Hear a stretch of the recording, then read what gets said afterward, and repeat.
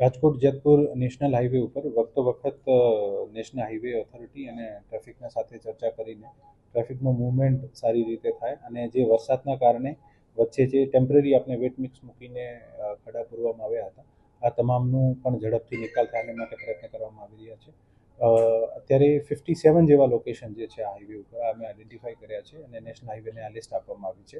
National highway આના ઉપર પાકું ડીબીએમથી કામ કરે છે, જેથી હવે ફ્યુચરમાં વરસાદ થાય તો ખાડા નહીં પડે. સાથે સાથે ટ્રાફિકના સંલગ્ન સાથે રહીને અને જે પણ ટ્રાફિક જામની પરિસ્થિતિ બને છે આને ઝડપથી દૂર કરી શકાય. નાનું મોટું જે ટ્રાફિક જામ અત્યારે કામ ચાલે છે આના કારણે પણ લાગતું હોય છે, કારણ કે અત્યારે આપણે સાથે સાથે ખાડા પૂરવાની જે પાકા મટીરિયલથી ખાડા પૂરવાની કામગીરી છે આ પણ ચાલુ છે.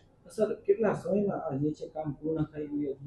અત્યારે આ લોકોને જેટલા પણ ખાડા છે અને નેક્સ્ટ વિધિન વીક પૂરા કરવા માટે સૂચના આપવામાં આવી છે અને આ વીક સુધી જેટલા પણ ખાડા છે આના ઉપર આ તમામ જે વરસાદ નહીં આવે તો આ તમામ કામગીરી પણ સર જે કામ છે સમગ્ર પ્રોજેક્ટ છે એ હજુ કેટલો સમય લાગી શકે છે? કામ જે છે આની હજુ પણ આનું 42% કામ પૂરું થયું છે, લગભગ 58% કામ બાકી છે અને આની સમયાંતરે મિટિંગ થતી હોય છે અને ખરેખર આને સૂચના આપવામાં આવી છે કે પૂરતા પ્રમાણમાં મેઇન મટીરિયલ અને મશીનરી મોબિલાઇઝ કરાવીને ઝડપથી પૂરો કરાવે.